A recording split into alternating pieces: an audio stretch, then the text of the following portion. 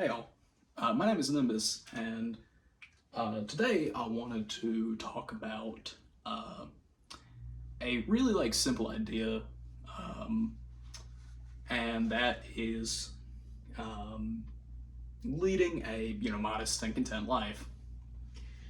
Um, all throughout philosophy, you have a lot of people who will profess that the most effective means of being happy is a simple life.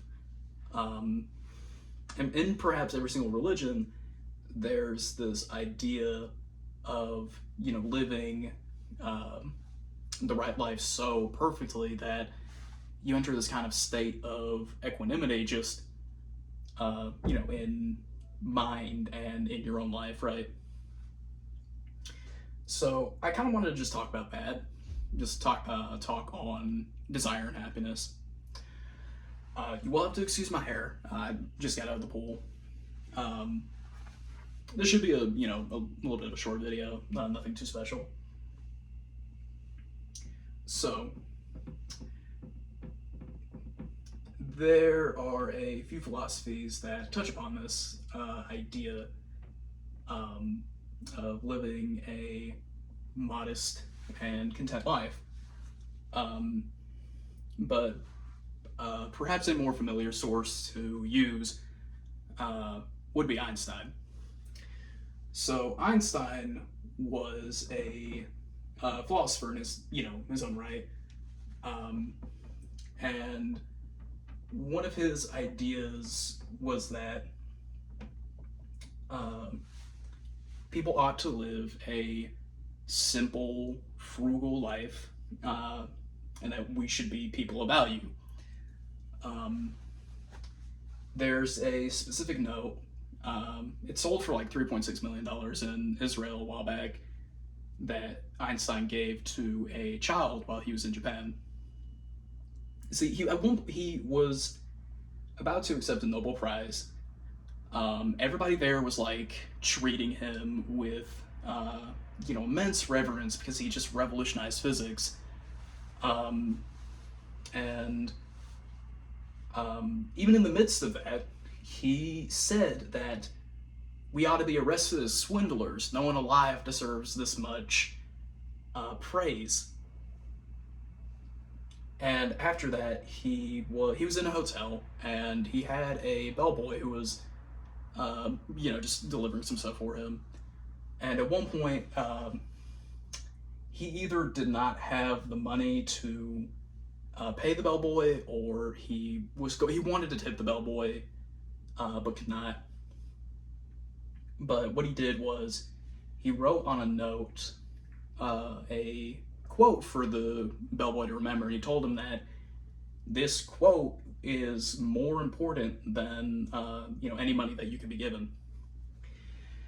And the quote was, "A modest and content life is more conducive to happiness than the pursuit of success combined with restlessness."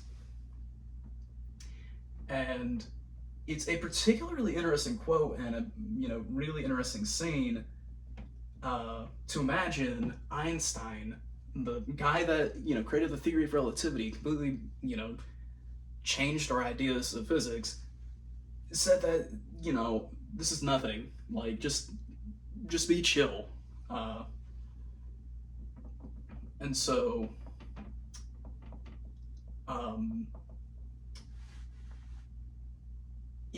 I think it really does speak to the often simplicity of happiness, right? Modest and content life is more conducive to happiness. And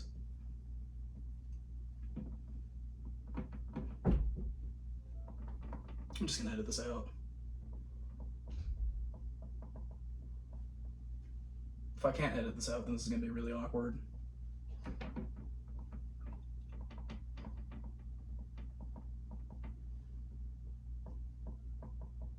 Probably making y'all restless if I can't edit this out. But anyways, and there have been a lot of studies that have gone into how happiness works, And a good few of them really do point to a modest and content life being conducive for happiness. Um, like, for instance, there was a study a while back where um, two sample groups, one who had won the lottery, one who had survived an accident, were both studied to see how happy they were, not just at the moment of their success in their accident, but also just beforehand and afterwards. And so the lottery winners were obviously noted as having a huge spike in happiness. Then the accident survivors were seen as having a huge decline in happiness. And like these are both fairly obvious, but the lottery winners eventually peaked and then went back to a baseline, which makes sense. I mean, your needs are fulfilled for 1,000, like 33 generations over. So I mean, there isn't really a lot that can maybe make you happier than maybe just winning the lottery again. Here's the interesting part: is the survivors of the accidents went back to a same baseline of happiness. And so there's a lot in philosophy that really does point to this idea, and I think the one that shows the veracity of this idea the most is probably the hedonic treadmill. The hedonic treadmill states that we have an innate desire to gain more, and we attribute like this very deep sense of happiness and satisfaction with the things that we try to obtain, right? And each time that we get them, we have that high, but then it goes away.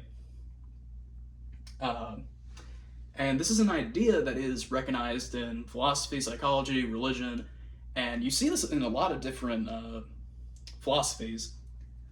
There's this one gentleman, his name is Dr. Alok. I hope I'm not mispronouncing that, it's Indian. But he's on the channel Healthy Gamer GG, and he talks about how in yogic philosophy and Indic philosophy that there's this one quote that states that yoga will be obtained from the cessation of fluctuations. And so basically what that means is that we have a very basic we have a baseline of like who we are, and we have a basic desire to gain more, that eventually there comes a hangover with that like deep happiness, and we can constantly like be going on this cycle, or we could have this baseline.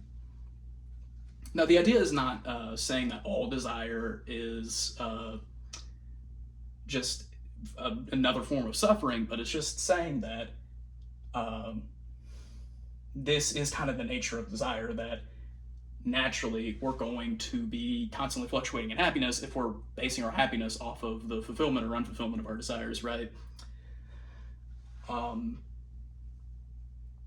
So this is a really interesting concept, because here in the West we have this kind of idea that happiness will come from deep success, or that success is like this thing that like really needs to be obtained. But it's like the moral of every Christmas movie that it's family and friends is going to give you the most happiness. It's a really cheesy moral, but it's one that we often forget, and it's one that genuinely holds a lot of validity. And so there's even another study done by Harvard back starting in the 40s and ending. It actually hasn't ended. It's still ongoing, but it was a study on happiness. And originally it was hypothesized that people would be happy based off of a multitude of factors, like how intelligent are you, how educated are you, what's your living environment, how successful are you, things like that. And the experiment went on for 80 years. It had about 300 participants from Harvard, a lot of them really famous people like John F. Kennedy, and people like, I think, George Washington Carver, if I remember right. And eventually it went on to include all of their children, and that's notable not just for higher sample size. It also did help the study more because originally the study only had men in it because only men went to Harvard. And so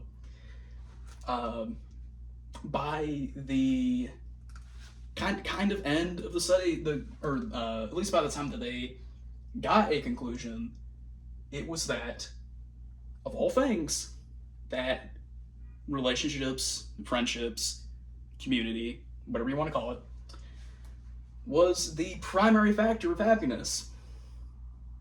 Not only that, but it was like, if I remember correctly, it was almost like the biggest factor that led to happiness. So much so that if you want to find out, if you want to try and predict what someone's cholesterol is going to be at the age of 80, then the best thing that you can do is see the quality of their friendships, not look at their cholesterol level at like the age of 50. And so it's really interesting, and also does make a lot of sense considering the fact that human beings are inherently social animals. We're the only species on the planet that has pretty much united our, more or less united our entire species under some sort of a general union, being the United Nations. And we're the only animals on the planet to create polities, to create society, to create half of the stuff that we have, and pretty much everything that we do has some sort of a social edge to it. A big reason why physics is such a major and important field is because physics has helped people. Like, understanding gravity has helped lead to the Industrial Revolution because we know how to create larger buildings, because we understand how gravity works and we know if something is or is not going to fall. Learning about electromagnetism has given us the ability to use electricity, and that's the whole reason you're watching this video. We understand nuclear power, and we have nuclear bombs, for better or for worse, and we have nuclear power, which hopefully in the future will lead to fusion power. That's my hope anyway. But it's this really simple conclusion that just the biggest factor leading to happiness isn't any of the things that we typically focus on. It's community. And it is particularly interesting, like looking at, the way in which we end up, finding our troubles once again. So I might have to edit this part out. It's the biggest factor in happiness.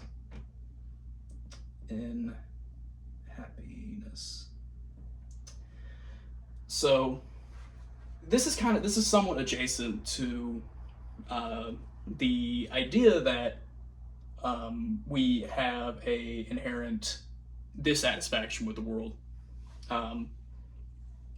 But if you look at a lot of Epicurean philosophy, for instance, you see that that the Epicureans kind of deal with this idea in some form, and Epicurus was he had three steps to happiness that he recommended to everyone as far as his philosophy, and the first step is getting friends. And being that I've already described why that's important in such a way that I think Epicurus would agree with me. I'm going to let's focus on that, and I'm going to focus a little bit more on the logic that goes behind that. So, the logic which goes into that idea is that there are three kinds of desire that a person can have. The first kind of desire that a person can have is natural and necessary. And so natural and necessary desires would include a desire to eat, a desire to sleep, a desire to find community. And so this also has there's another form of desire that's natural but not necessary. And a desire like this could be, let's say like gaining wealth, right? Becoming like exorbitantly rich. So that's a natural but a kind of unnecessary desire. And then the third kind of desire, according to Epicurus, is unnatural and unnecessary. And so I would define this as being more like luxuries, right? Because the example that's used here for unnatural and unnecessary desires is to have, sweet smells, have good tasting food, and a lot of those are kind of luxuries. Obviously, an indicator of how good food is how good it tastes. But to just simply desire to have a luxurious thing is somewhat contrary to nature. But I digress. And so what Epicurus said is that we should centrally focus on the necessary natural desires. And what that meant was you don't focus on desires that are outside of your needs, right? So instead of basing my desire on, let's say, one thing that I really want to do is I want to become a professor one day.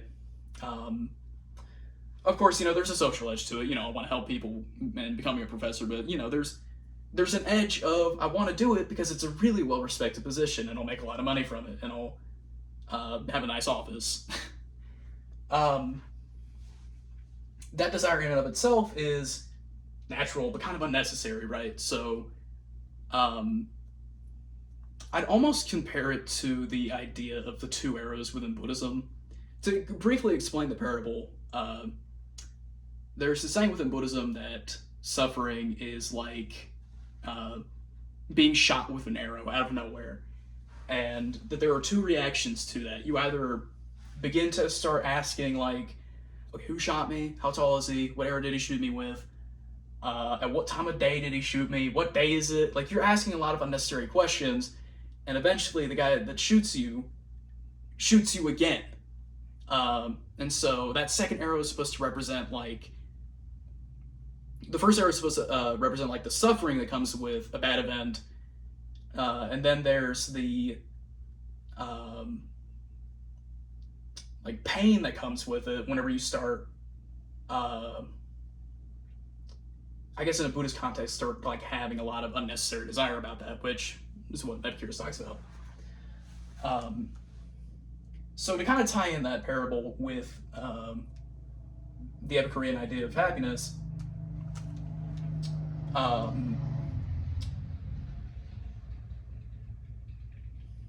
there is this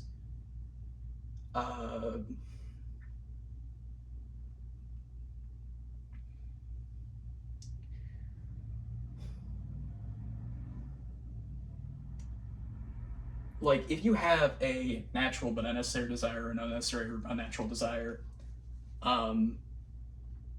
then if that is not fulfilled, then you suffer because of that, right? That's how desire works. Part of suffering is not getting what you want. And so if you want something that is unnecessary, then you're unnecessarily suffering. But if you focus upon natural things, even if you suffer from that, you're suffering because you need that. And you're suffering because that is centrally what you need.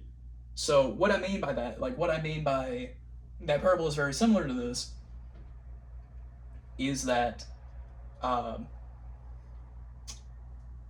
you are suffering like twice over because of this. You're suffering because you equated your needs to this event, and then more than that, you're suffering because you deeply wanted this, like to such a degree that you um, you got yourself into a state where if it was not fulfilled, then you would suffer because of it. So, to recap, we have a very ingrained part of our psychology that makes us desire more than we already have and will never let us be satisfied with what we have.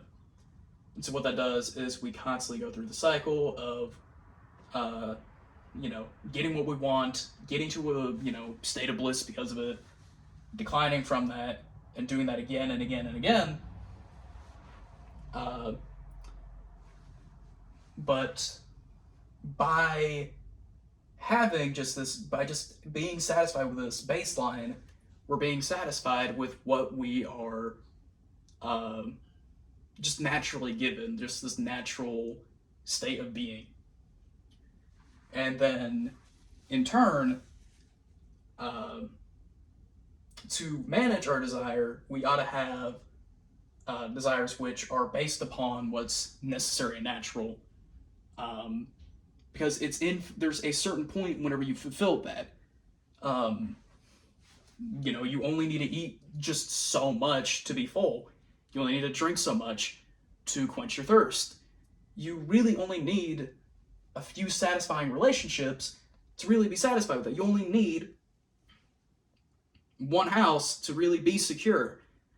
And so there's kind of an end point to it, and eventually you'll have your baseline, but you'll have fulfilled your desires.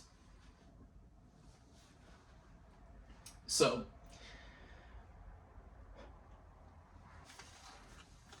the next thing that I want to talk about is a little bit more of the psychology that goes behind this. So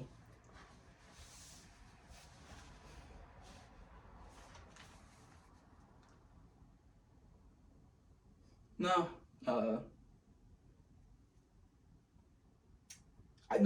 I should explain more the theory of this because I've given a lot of information and I ought to make a theory out of it. Okay, so I'm just gonna erase this. I'm very sorry to have used my hand to erase this. I don't know where my eraser is. So I'm sorry. This does look very cursed. But okay. So I want to talk about something from Buddhism, and that is the Noble Truth, specifically the second Noble Truth. And so the second Noble Truth states that craving or aversion leads to suffering.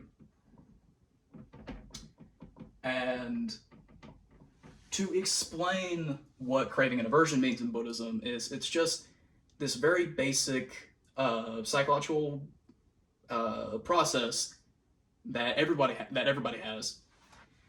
If you're in a state where you don't have everything that you need, you're going to have craving. If you're in a state where you have something that you don't need and it's bothering you, you're going to have aversion. And so these are both forms of suffering, right? That's what these ideas mean. And the Buddha recognized the cyclical nature of desire. Because if you fulfill desire, then because of impermanence, that desire is going to fade away. And then you're going to have that desire again, and that is going to repeat over and over and over again. And so what the Buddha diagnoses living things with is that we suffer from trying to make impermanent things last forever, right? We try to make our happiness last forever, even though that's impossible. And so what we need to do is understand this, and in understanding, have less craving, have less aversion.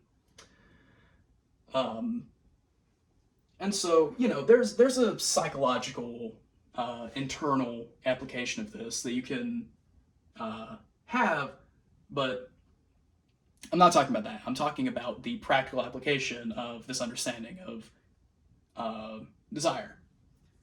So, but I just wanted to really quickly talk about this so that everything else that I say hopefully makes sense. So, we have desire, and that leads to suffering because of how impermanent the things are that we desire.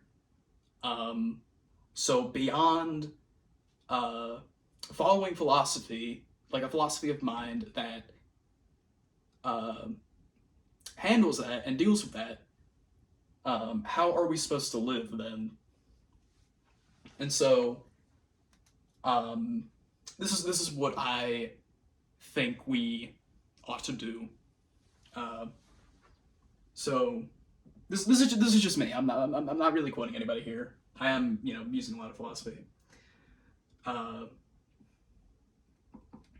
And so what I think we ought to do is, first, I think we ought to live a simplistic life, just as a first. And what this means does vary from person to person, but what this means is, number one, I think that people ought to focus their desires on what's natural and necessary. So, I've already described that. You need to focus on, for instance, creating community. You need to focus on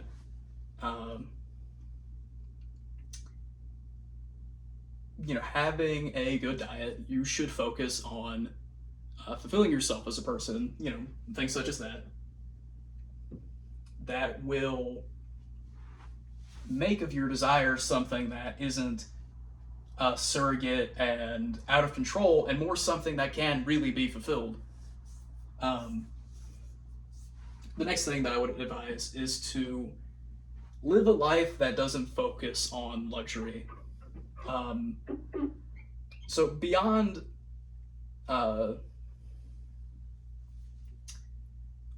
what I mean by focusing on not just having luxury within your life is that, you're satisfied with simple pleasures. And in being satisfied with simple pleasures, you can live without them, and maybe even do live without them. So, for instance, one way that I would apply that is I would probably live a more minimalistic life. So, for me, that means I kind of just keep what I have, I maybe declutter, get rid of some of the things that I don't really need or want. I don't really focus on trying to spend my money on getting a lot of, luxurious and, crazy things. And, I don't try and get the apex of pleasure. So that also means not spending as much time, just constantly needing to stimulate yourself. That's something that a lot of us in the West really suffer from. Going back to the quote that I mentioned about yoga, part of how yogis lived was that they tried to optimize their minds so that they could learn as much about the universe as possible. And part of that was they would just live in caves. And so the purpose behind that was so that your mind would be as decluttered as possible, and that the most you could think much more precisely, because you can't really come up with a lot of great ideas if someone's breathing down your neck. You know, everybody knows this. Nobody performs best under pressure except for a small amount of people.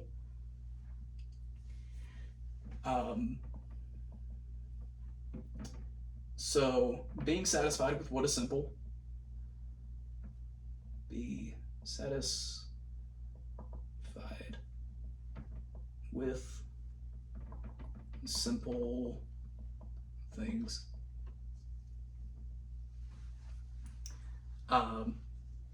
Hey, Daddy. Oh, my dad was outside. Anyways, this very basic satisfaction with, you know, kind of just what is necessary, and also being okay with being bored. That, I think, is really like almost like necessary, because I've had like even recently I went on a walk, and I I usually go on a walk to get ideas, but this one time I just went on a walk without any aim. It was one of the most satisfying, relaxing walks that I've ever gone on. And I think, I think that really speaks a lot about human potential. I'm not going to get too deep into this, but, there's this idea within meditation specifically that really all you need to understand the world and have peace, it's already all inside of you. You just need to let that kind of come out. Kind of akin to a pond that is dirty is best cleaned by not, moving around in it or trying to clean it, but it's just made clean with time by being still. That's exactly how I think the mind works, and I think that you function best whenever you really, you're still thinking, but you don't have a lot that's really distracting you. And so, finally, I'd also say that, a focus on community is, pretty necessary. Now, obviously, I already said focusing on natural necessary desires is important, but I'd almost say this is something separate because of something that I'm about to get into.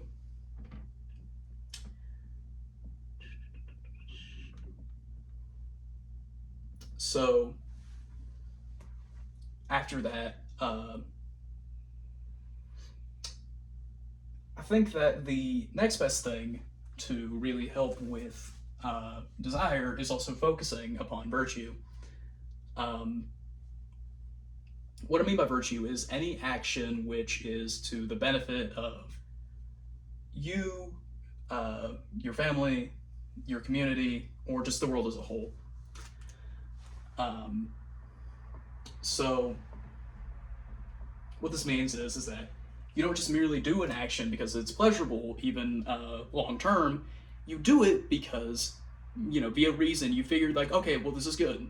So an example of that would be an Epicurean is more prone to doing something pleasurable for pleasure's sake, like let's say hanging out in a garden, while someone that focuses upon virtue is more prone to decide to work out because long term that's something that's going to help you. And so even if you hurt your ankle, you feel sore afterwards, it's still going to help you, because if somebody's like in trouble and they need someone to get them out of a hole, then you can help them. The second aspect of virtue that I think is really important is the fact that even if you don't necessarily gain anything from this virtue, somebody else realistically will. So if you do something good, if you write a book, but it doesn't get you any money, there are a lot of authors that, in their life never found any success, but after they were dead, ended up becoming some of the best authors on the planet. Nietzsche is a good example. I don't agree with his philosophy all that much, but he is a very popular author now. People buy his books like Thus Spake Zarathustra, The Genealogy of Morals, or The Gay Science. It's funny how words change. Anyways, but, simply put, just focusing on making your actions, which are the only things that you really control, into things that are conducive to happiness is, I think, also very important for, dealing with desire. And so finally, the final thing that I think you need to do in order to deal with this fact of life is you also need to have like an internal peace, right?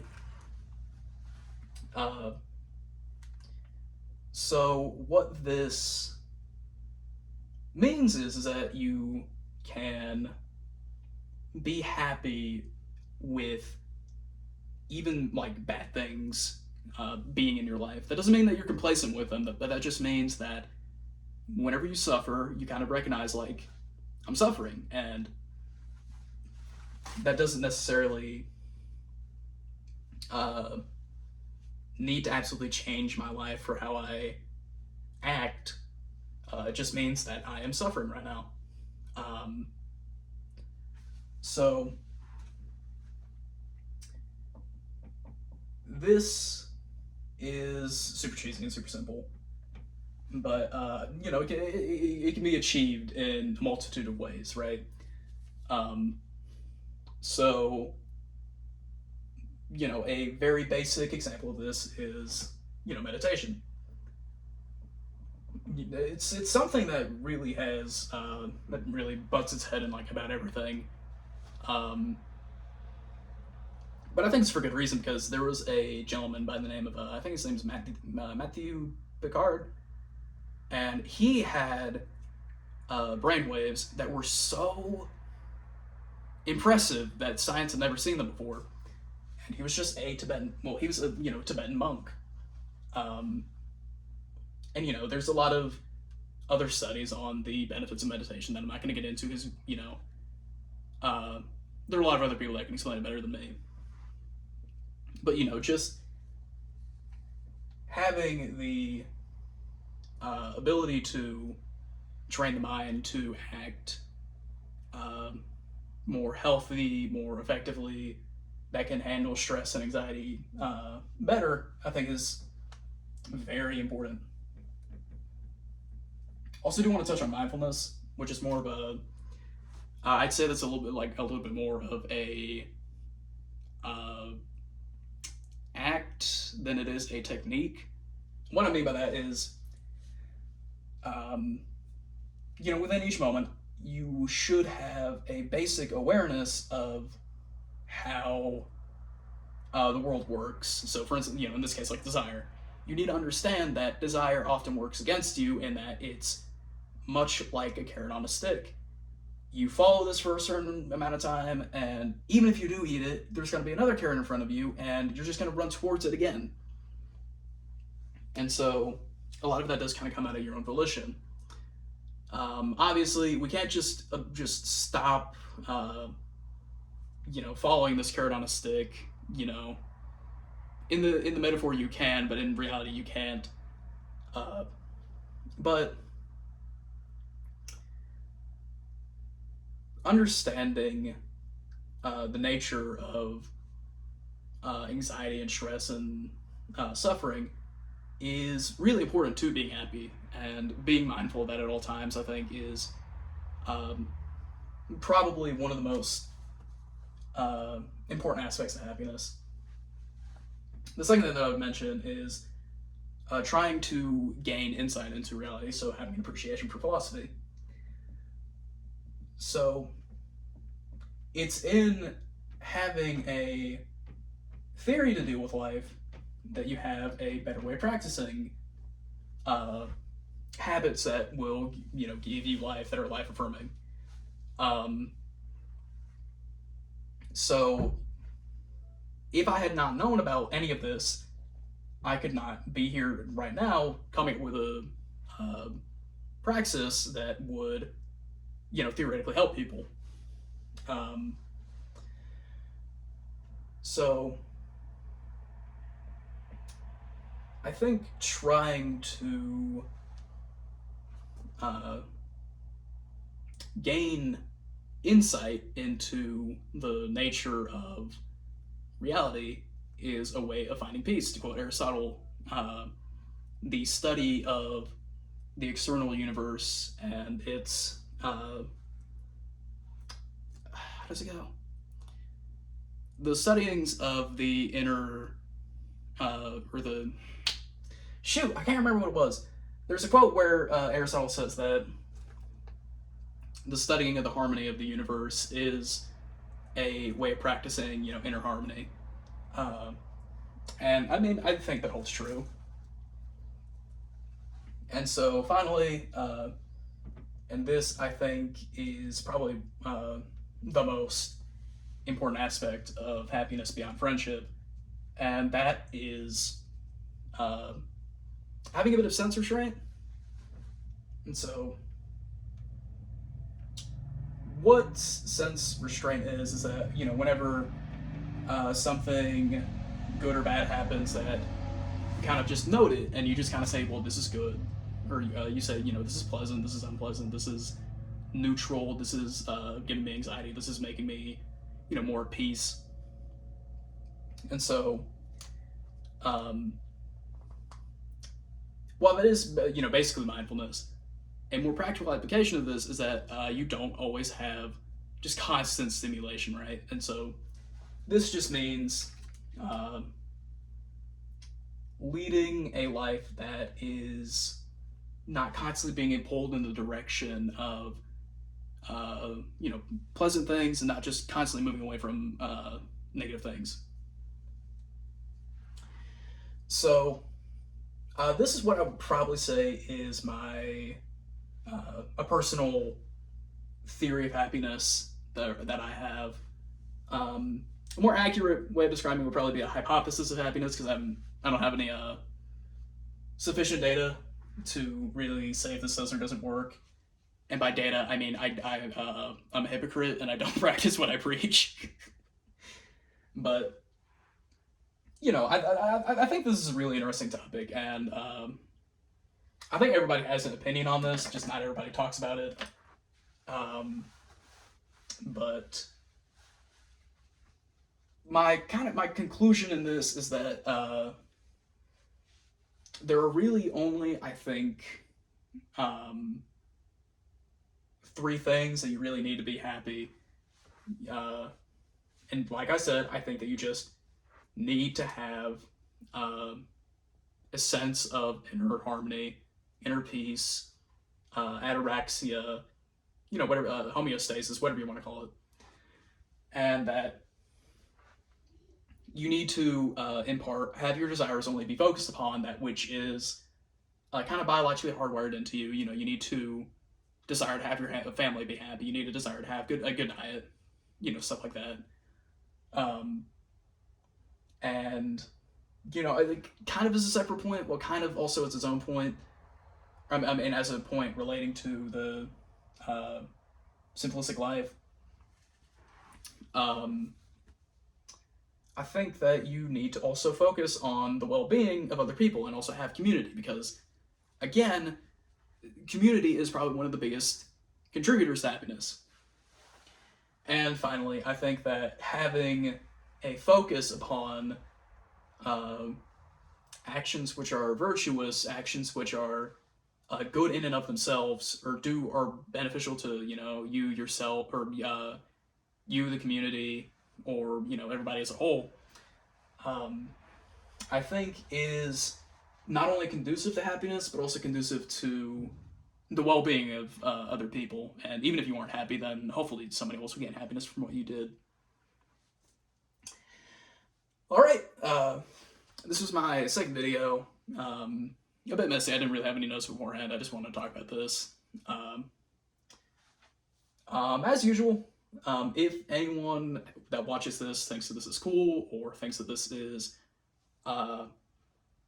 something worth talking about, if you agree with me, or if you think that I'm stupid and need to be burned at a stake for everything that I've said, comment that down below. I would love to talk to you. My